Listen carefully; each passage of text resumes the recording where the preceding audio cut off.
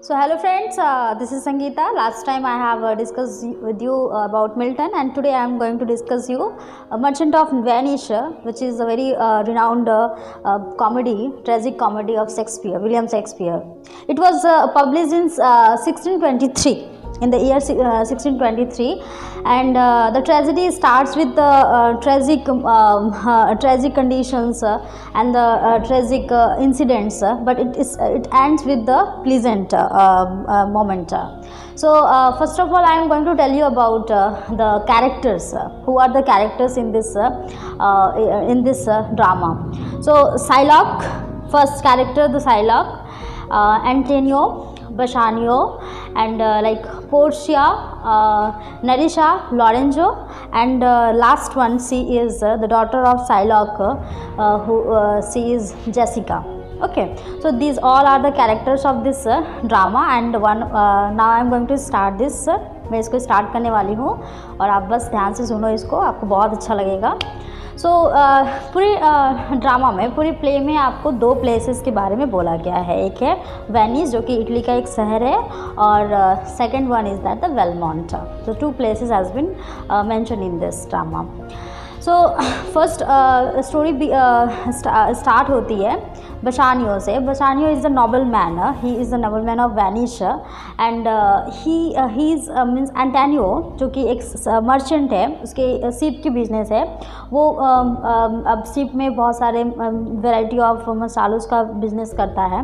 तो उसकी और बसानियो की बहुत अच्छी फ्रेंडशिप है. और बसानियो को जब भी, मतलब बसानियो एक अच्छा इंसान है, लेकिन वो पैसे के मामले में, मतलब वो अर्न नहीं करना चाहता है, वो जस्ट अपनी लाइफ को लेजली लीड करता है. तो ये जो एंटोनियो है, वो उसका इतना अच्छा फ्रेंड है कि जब भी उसको किसी भी तरह की कुछ भी ज़रूरत पड़ती है, कभी भी कोई फाइनेंशियल हेल्प की ज़रूरत पड़ती है, तो वो उसको करता है. तो होता क्या है कि बसानियो को एक बहुत ही एक लड़की से प्यार हो जाता है, जिसका नाम रहता है पोर्शिया. पोर्शिया वेलमोंट में रहती है, और वो चाहता है कि वो किसी भी तरह से पोर्शिया को इम्प्रेस करके उसके साथ शादी करे. तो जिसके लिए उसको क्या चाहिए कि वो इम्प्रेस करने के लिए उसे कुछ पैसों की ज़रूरत है, ताकि वो उस तरह से उसको खुद को उसके सामने प्रेजेंट कर सके. इसलिए वो कुछ पैसे मांगता है अपने फ्रेंड से, एंटोनियो से.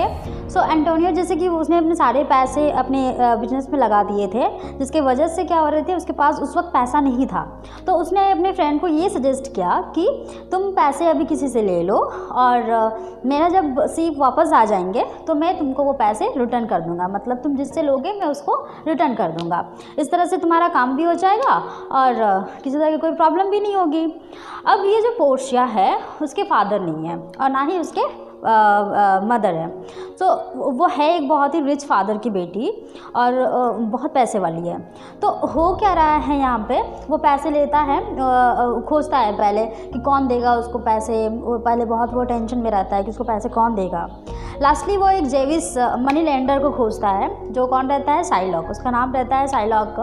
ये साइलॉक क्या करता है, पैसे देता है, बट इंटरेस्ट पे देता है, जिसकी वजह से क्या होती है कि वो बहुत हाई इंटरेस्ट रखता है बिगिनिंग में, और वो बोलता है कि बसानियो मैं तुमको पैसे दूंगा, लेकिन मुझे ये इंटरेस्ट चाहिए.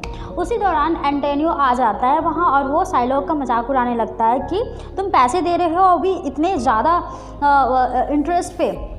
ये सुनकर उसे गुस्सा आ जाता है साइलॉक को, और वो बोलता है कि ठीक है, मैं एक भी इंटरेस्ट नहीं लूँगा, मैं पैसे दूंगा एक सर्टेन पीरियड तक. मैं 3000 डुकेट्स की मांग करता है बसानियो, और साइलॉक बोलता है कि मैं 3000 डुकेट्स तुमको दूंगा और कोई इंटरेस्ट नहीं लूँगा, बट अगर वो अमाउंट रिटर्न करने से एक दिन भी ज़्यादा लेट होता है तो मैं क्या करूँगा, मैं एंटोनियो के बॉडी से 1 पाउंड फ्लैश उसके बॉडी से निकाल लूँगा. तो ये सुन के एंटोनियो को बहुत डर लगने लगता है. वो सोचता है कि ओ माय गॉड, ये तो मैं अपनी लाइफ को रिस्क में डाल रहा हूँ. बट उसकी फ्रेंडशिप बहुत अच्छी थी, और वो बसानियो की हेल्प करना चाहता था. तो उसने बोला इट्स ओके, मैं, और उसे वो श्योर भी था कि मतलब मेरे बिजनेस से मुझे वो पैसा रिटर्न आ जाएगा, और मैं पैसे क्या करूँगा, रिटर्न कर दूँगा. जिसकी वजह से उसने बोला कि it's okay, I am ready with your condition. ऐसा बोलकर उसने पैसे दिला दिया उसको। अब क्या हुआ, उसने पोर्शिया भी इधर बशानियो को पसंद करती है, लेकिन उसके पापा ने कंडीशंस रखे थे। मतलब जो भी पोर्शिया से शादी करेगा उसे 3 मतलब एक कंडीशंस था। एक कंडीशन इस तरह की था कि उनको सही ऑप्शंस चूज़ करना है।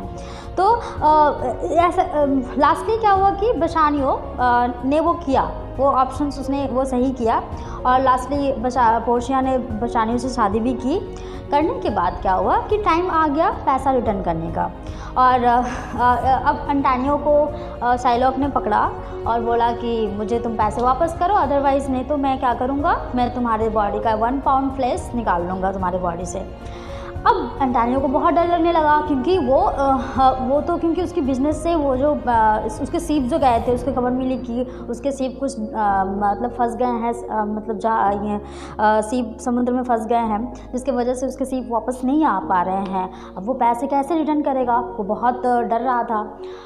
इस बीच उसने एक लेटर लिखी और बसानियों के पास ये लेटर आया कि तुम मेरी जान बचाओ, अदरवाइज साइलॉक मुझे नहीं छोड़ेगा, वो मुझे मार डालेगा।